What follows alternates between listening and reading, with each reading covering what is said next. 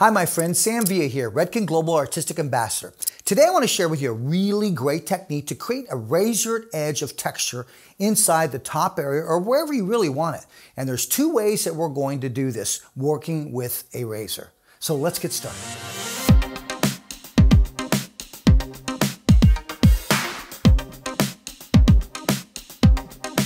So what I want you to do is imagine where it is that you want to take weight out, or where do you want to create a little bit more floaty type of effect with a razor. So let's imagine around the face frame area. So let's go to the face frame area, and I'm going to work with our razor. And with our razor, what we've done is we've given you a handle that actually swivels. Watch what I mean. See how I can rotate that? And the reason being is because the golden angle for a razor is a diagonal 45. When you go too flat, too horizontal, you're ripping the cuticle, or if you're perpendicular, you're working the cuticle. The magical angle is a 45-degree angle. So we've made that so you can see if I set the razor straight up and down, there's a 90. Flat, there's a 90, half of that is 45. So now I can stabilize that instead of me moving my wrist and constantly changing that angle as I'm working.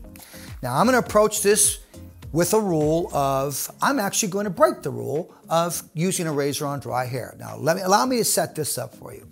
I was taught never to use a razor on dry hair. There were so many things that I was told not to do that I find that I'm doing now. And the reason being is because of the discoveries we have. Number one, I'm never going to take a razor just on dry hair itself. I'm always going to use a product to buffer it. So I want to buffer that cuticle, especially because I'm going on dry. So I'm going to use my Redken One United, 25 different benefits. So I get a little bit more slip with the angle of that razor, and I get a little bit more of a buffering or conditioning effect on the section that I'm working with. So I just sprayed right over that section. I'm going to take a diagonal section back. Now watch what we're going to do. So I want to take weight out of this area that you see right here. So what I'm going to do is I'm going to think just like a colorist in terms of like when they highlight, how they highlight. So watch what I'm going to do. Take the razor, I'm going to take it flat. So I'm going to control, do I want a micro weave? Do I want a chunky weave? You can control the amount of hair that you take off. So I'm just going to go in, just slowly, just weaving. Now let's talk about the angle. Now watch what I'm going to do. I'm going to think to ask myself, do I need to take out a lot of weight? If so, I'm going to turn the angle 45 down to the hair that's underneath, and I'm going to go after that. Or do I want to create a little bit more kind of a layered effect where it's a little bit more visible? Now I'm going to rotate the angle above to a 45 here. So you decide what you want to take. So let's go after more weight. So thinking about that, I'm going to turn the angle down, and now look how I keep that as a 45. Now a razor is a very temperamental tool. Okay, it has emotions of its own. So the weight of the razor is what's taking out the hair.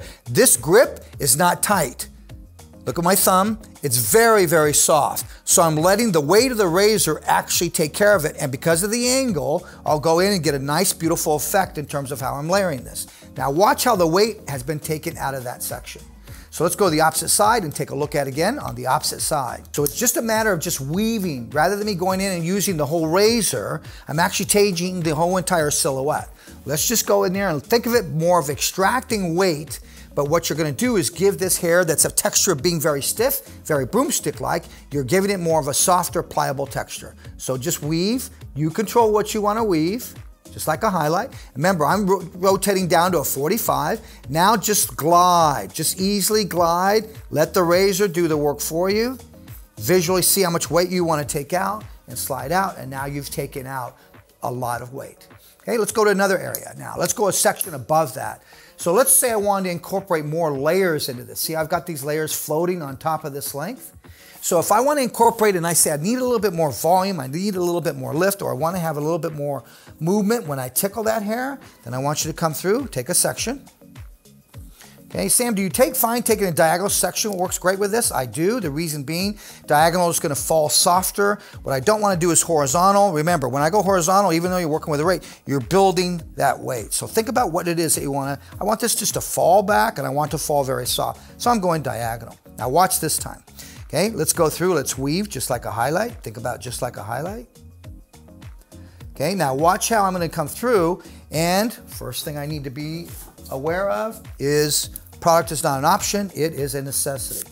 So for all of my friends out there that are panicking because I'm using a razor on dry hair, Please understand, I'm using some product to buffer that, but yes, rules are made to be broken. That's why the industry is where we are today. Remember, we were all taught to cut precision in the beginning. Then we discovered if we texture hair, we're going to get a different end result.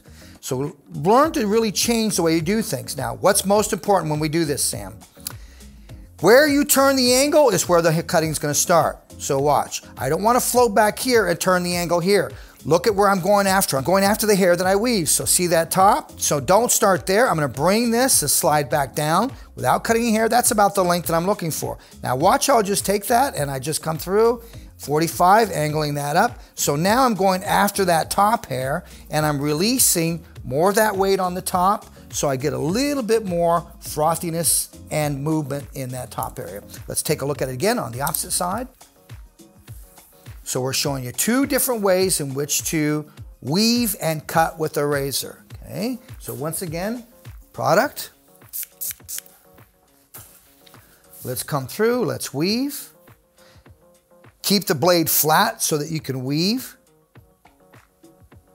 Okay, once I weave, think about, do I want to go after weight? Turn down. In this particular case, we're going to go after a few more layers on that top. So I just turn up and come after that top hair.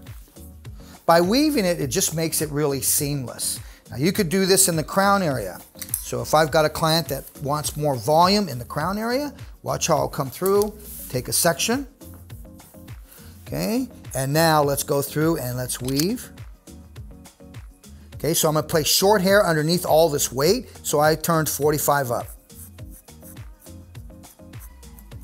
So now I've got these weaved short pieces. Now I've got the length over it so that when we start to do this, the hair will just get a little bit more frothy and you're getting a little bit more sense of volume. So once again, guys, it's about finding and understanding how to use your tools in a different way. And I don't know about you, but I understand that I was taught not to cut with dry hair with a razor, but I think you can see the results in terms of what I'm getting and how awesome the technique is in terms of how it works. But product is not an option, it is a necessity. So let's recap. I worked with our straight edge blade with our razor that swivels so that you can control the angle. In this particular case, I showed you two ways to weave. So you're taking out a minimum amount of hair by weaving. If you want to take out more weight, rotate the angle down. You're going to take out more weight. If you want to create more soft layers or release just a small amount, rotate the angle up and slide out. Great technique to work with. And once again, once you learn something, do me a favor, share it with your teammates in the salon. A team is more than a collection of people. It is a process of give and take. And at Sam Villa, we want to make hairdressers better hairdressers, and we will continue to do that through the process of education. Thanks for watching.